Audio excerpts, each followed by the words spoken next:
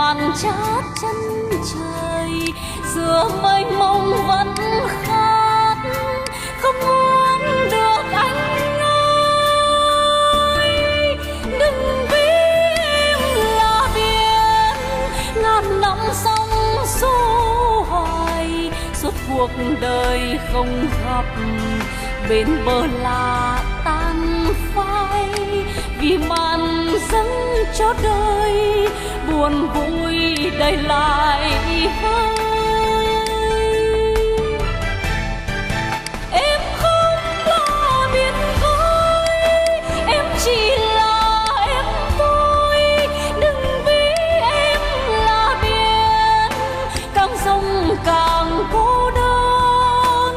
Mỗi năm ngàn chân máu tan nát cả tâm hồn.